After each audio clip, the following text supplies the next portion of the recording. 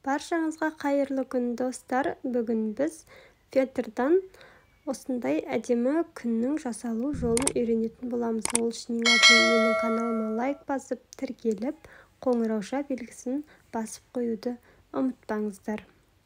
Ең алдымен сары фетрімізді алып, осылай домалақ және күніміздің бір шуағын осылай эскиз етіп дайындап аламыз қағаздан. Домалақты тарелкеден де бастырсаңыз болады.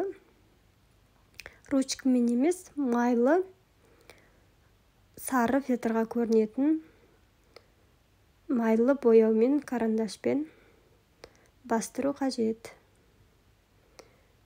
Және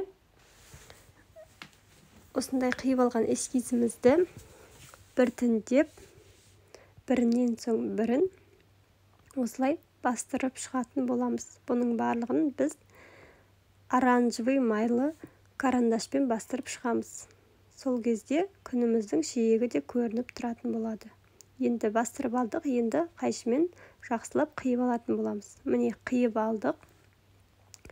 Енді ақ, көк, қара үш түрлі фетрдан осылай көздің бейнесін қиып дайындап аламыз.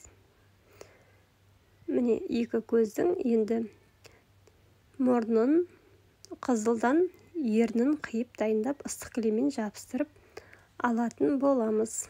Міне жабыстырып алдым.